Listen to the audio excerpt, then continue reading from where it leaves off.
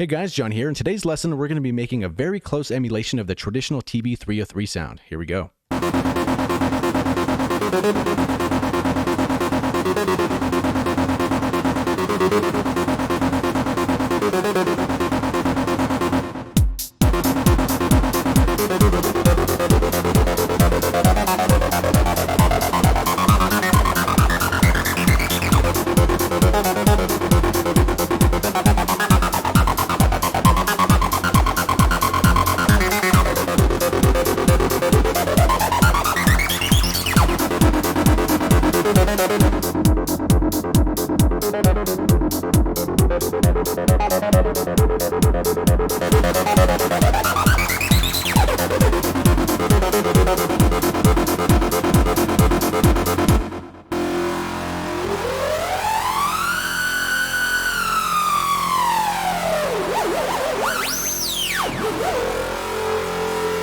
All right, so this patch is pretty crazy, pretty wild, and it's really fun to make. So as you see here, we have a cutoff, resonance, drive, gate, delay, reverb, and ARP on-off switch for our macros here. So we can play this with regular notes. Maybe if we want to key in something ourselves, we can totally do that and just deselect this ARP here.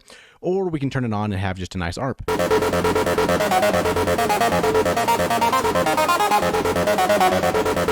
Depending on how we want to play this here.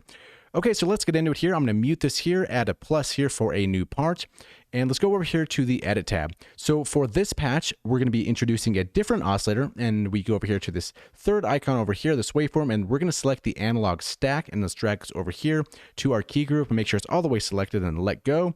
So now we have this oscillator here, which is really cool because we have 8 individual oscillators that we can change. We can change the tuning, the pitch, the panning. It's really, really cool. So for this first oscillator, what I'm going to do, actually, before I even do that, let's turn this down a little bit because it can get a little loud once we're making this here. So let's select a square wave because we kind of want that low end on the bottom, just kind of really holding the fort down. So let's go to the octave switch here and let's go to -1. So we have a square wave that's down 1 octave. And remember, this is going to be on A2 if you're adding new parts. So select A1 in case you don't hear anything. So we have this square wave. So next up, what we want to do is we want to add a saw wave here. So for the second oscillator, let's turn this on, select the sine wave, and let's go to a saw. And for this one here, there's going to be 2 sliders. The top one's going to be gain, the bottom one's going to be pan. So for this pan, let's turn this all the way to the left, and then let's do the same thing with oscillator number 3. Select the sine, go to a saw wave, but let's turn this one all the way to the right. So now we have a low end square down an octave, and then 2 saw waves playing in the left speaker and in the right speaker. Now to make these 2 saw waves a little bit different, what I'm going to do is down here where it says cent, for oscillator number 3, I'm going to drag this to the right for 2 cents, and then for oscillator number 2, I'm going to drag it to the left, -2 cents. So we have a little bit of difference here.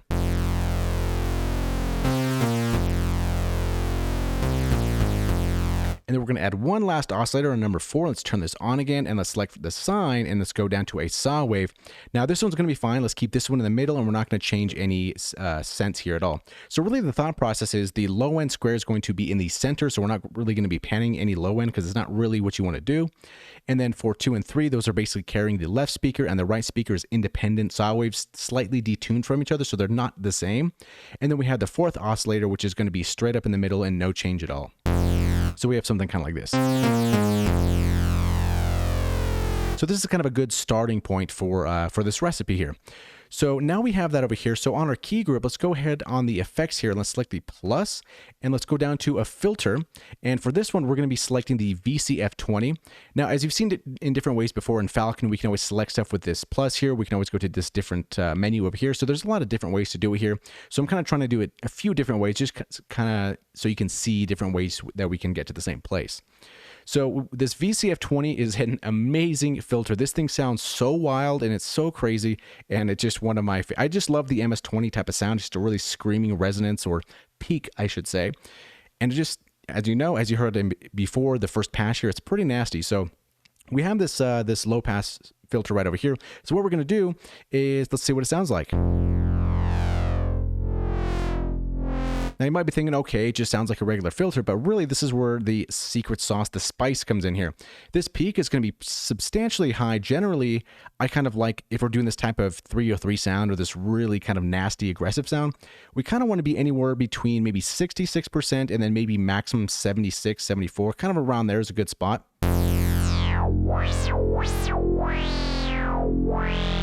So we're starting to get that type of sound. And then something I'd like to do as well in this filter where it says voltage ref and it says 1 volt right here. Let's turn this all the way down and check this out. Kind of makes it a little bit more nasty. And then over here on this trim knob, it's very tiny to see, but let's turn this maybe to like 60 or something. Or maybe a little past 60.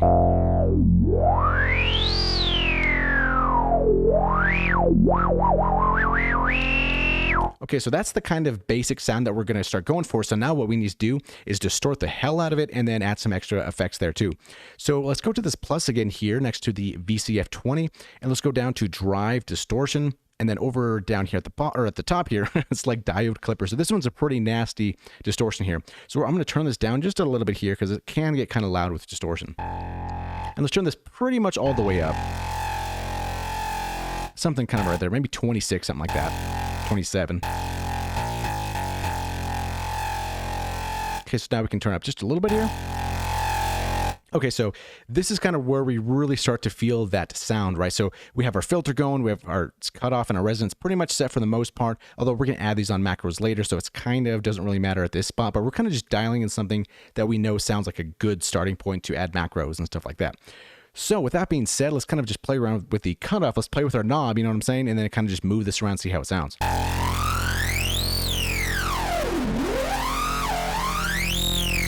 Okay, this is sounding pretty good. It's got some hair on it. This is pretty awesome. Okay, so now what we need to do is add some delay, and then we need to add some reverb to really make it larger than life, as they say. So let's go up here to the, oops, I kind of moved that to the right a little bit here. Sometimes that happens.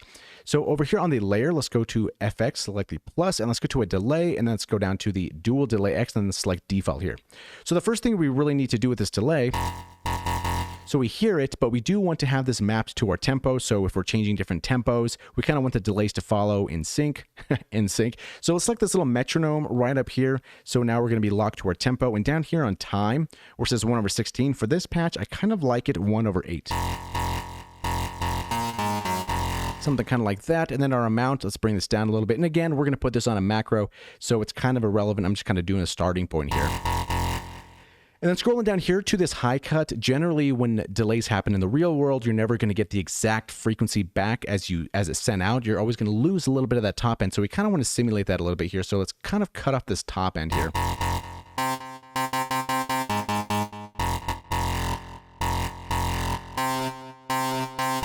Okay, maybe 4 is okay. Something like that. We can always come back and tweak that later if we don't like the delay sound.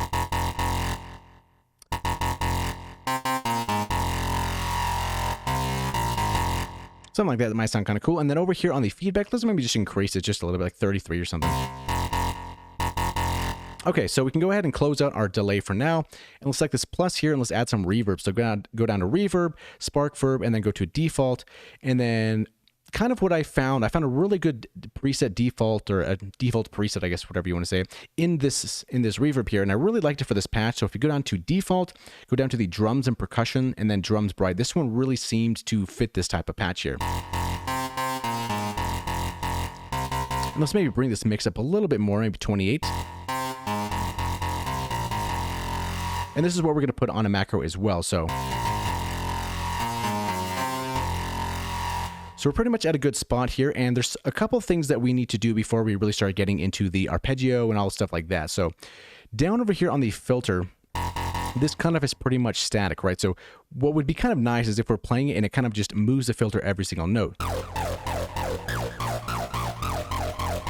Right, something kind of like just sweeping a little bit of space, because once we put this through an arpeggiator, then every single note should be triggering that envelope, and it kind of gives us that sound, right? As you see over here on the first one, every note that's getting triggered, there's an envelope moving this cutoff here. So over here, what we need to do is select our cutoff here. Let's right-click our cutoff, go to Add Modulation, scroll all the way to the bottom on Key Group, and then go over here to New Analog ADSR. So now we have a brand new envelope that's tied to our cutoff. So down here at the bottom, we see it right here, and it's always good to double-click this, and let's name this. It's kind of good convention, because once your patches grow and you're going to have a lot of different envelopes, and you kind of just don't know which one's which, and you don't want to look, it's nice to label things like that. So let's put cutoff envelope. Oh my God, Envelope. I swear to God I can spell. Okay, so now this envelope is quite a lot right here, right? So we see this modulation, this little pink thing kind of going around, and it's way too much. So on this cutoff envelope, this little bar here, it's at 1, so it's at the full strength here. So let's bring this all the way down, maybe to like, I don't know, 21, 24, something like that. So we have just a little bit of change here, and as we change our cutoff, it's still going to be applying that modulation.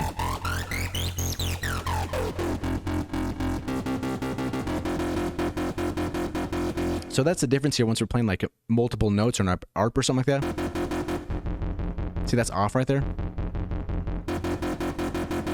So that's kind of how we're really getting that sound there. And keep in mind, you can always increase the strength a little bit more if you'd like to and get a little bit more of the filter movement. Totally up to you. But for now, I'm kind of keeping in mind like 0.24 or something like that.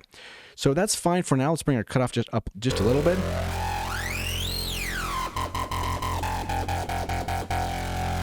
Okay, so we're in a good spot here. Now for our key tracking, let's bring this up to maybe like 30 or 40 or something like that. Because we do want our filter cutoff to kind of move a little bit more once we're doing higher notes, because it's nice when we're doing a sequence or an ARP or something like that and we hit a couple higher notes, we don't really want the filter to cut off too much of that. We kind of want to accentuate or kind of showcase those higher notes a little bit, and doing a little bit of key tracking can really open that up a little bit. So maybe like 43, 44, something like that might be fine.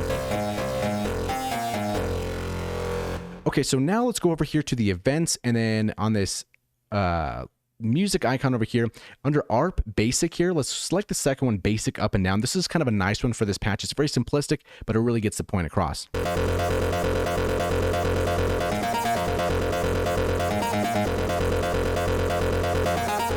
So we're in a pretty good spot here, but there's one thing that really bothers me at this point here.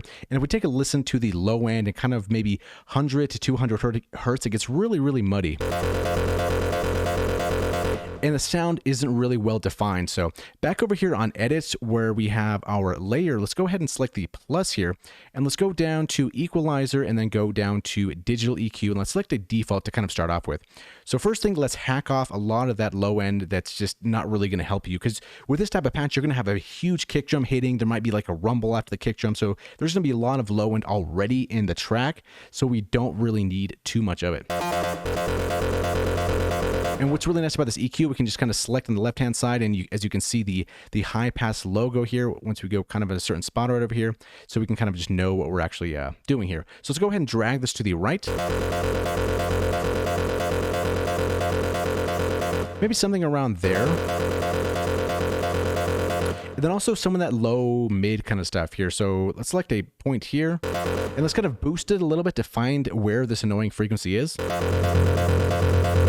So that stuff right there, it's just clutter, it's irritating, and it's just going to get in your way. So once we boost this note up and we find out where we have this sound here, this honing in on the certain frequency spot, then we want to come down here to the knobs here and then go to the gain and then reduce it here. Because sometimes if you click and drag, you might move your mouse a little bit left and right, and you kind of lose exactly what you were looking for. So you're kind of removing not exactly what you meant to originally. So it's always nice to find it with your mouse and then let go and then go down here to the knobs and then kind of just reduce how much you want. So you always know you're on that spot.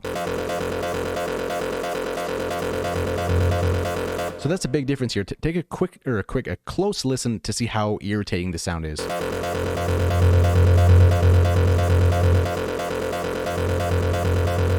Those types of frequencies will destroy really any type of sound. And keep in mind, even though we don't really like it and we kind of want to get rid of it, we don't want to get rid of too much, because then we just lose too much, right? So take a listen of losing too much. Then it sounds like you're listening to it on a telephone, which kind of sucks. So here's kind of default, right? So almost no change about. Let's take a little bit down. Maybe something like that. So really, was that 6, 5, 6, something like that? So now here, this is kind of almost a guttural kind of sound, right? There's a certain spot where it really accentuates the sound here. So let's select another little point here and let's kind of look for it. So here's a little bit too high. Maybe something kind of around here. So about 700, 782, 800 hertz about.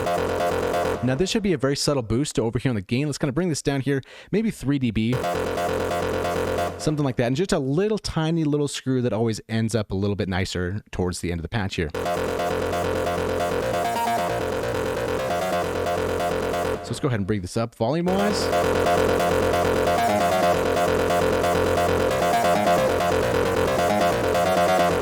Okay, so we're in a very good spot here. Now we can close this digital EQ. So what we can really do at this point here is start really adding our macros, because we have a lot of different controls with this type of patch, right? We want to change the cutoff, the resonance, distortion, reverb, delay, the ARP on and off, and then the drive, because that's kind of a cool thing to do as well.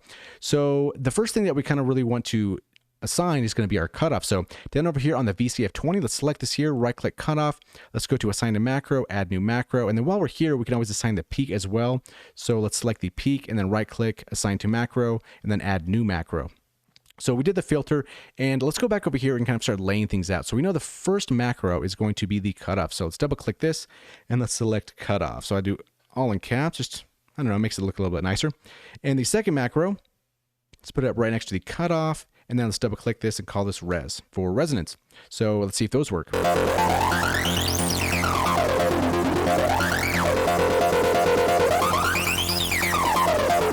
Okay, so those are awesome. So let's see what else we want to add here. So I believe I did drive for the last one here, which is drive. Yeah, so let's go ahead and add our drive.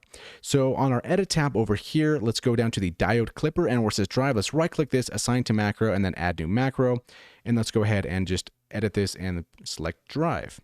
And let's move this over to the resonance knob. So we have that done here. And this is kind of cool, right? Because we can have something like the drums playing.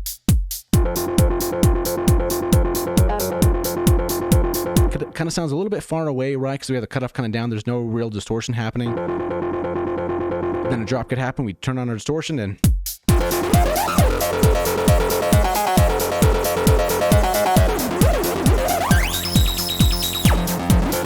yeah, so this patch is really, really fun to play. Okay, so moving on here. So we have gate, delay, and reverb. So let's go ahead and add our gate here. So over here on the events, on this arpeggiator, we have this thing called a length, right? And by default for this is going to be 88.88. It's really small text, but I believe that's what it says here. So as we turn this down, that becomes our gate, right? So if we put this back to around 80 or something like that, right click this, assign to macro, and then go add new macro. This is now going to be our gate. So we select this wrench here, double click, and let's call this gate and move it up nice and tidy next to drive.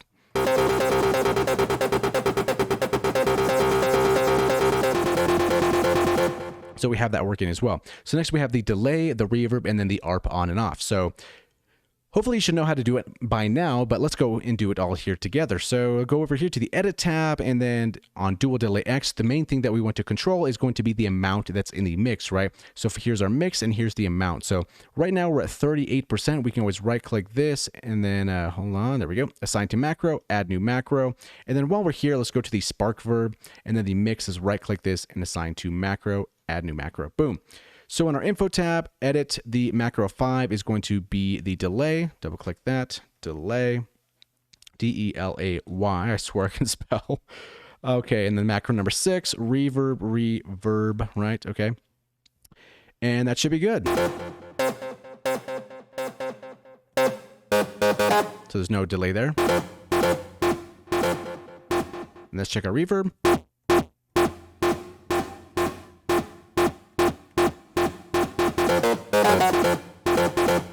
There we go. Maybe add some delay back.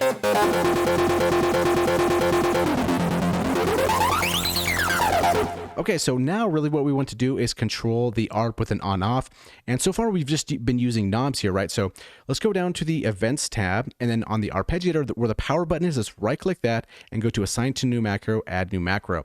So when we go over here to the info, we see, oh, this is a knob. How are we going to change that, right? Because we're doing the power button, right? That's an on-off type of thing.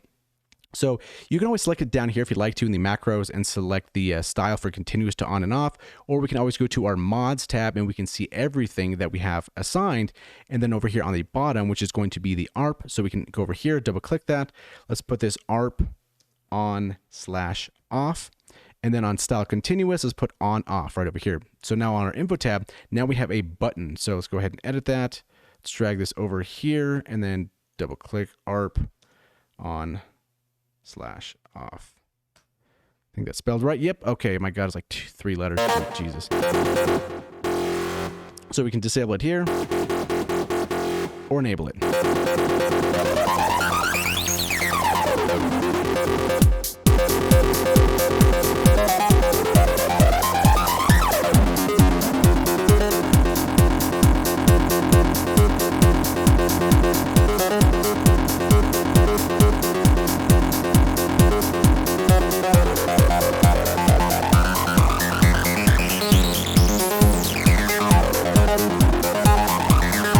So yeah, that's pretty much how this patch is made. It's a very cool filter. Really, what we're kind of looking for and kind of recreating this is that iconic filter, but we do want to send a square wave and a saw wave initially into this filter, distort the crap out of it, then put some delay, reverbs, and our macros are kind of just really icing on the cake because it gives us a nice way to pilot this type of patch here. So let's see how close we got. So let's go ahead and mute this one and see the first one.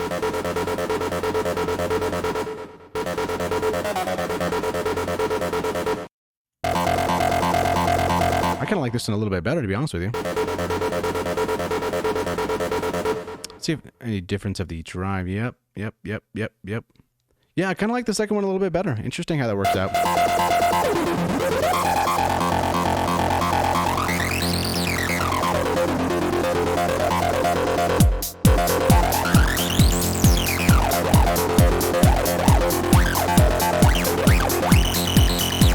So yeah, that's pretty much how this patch is made. I totally hope you have learned something or taken away at least something from this video here. This is a really fun sound to make. If these Falcon videos are helpful to you, please let me know in the comments below, because I always love reading comments from you guys about Falcon, because it seems kind of forgotten a little bit, to be honest with you.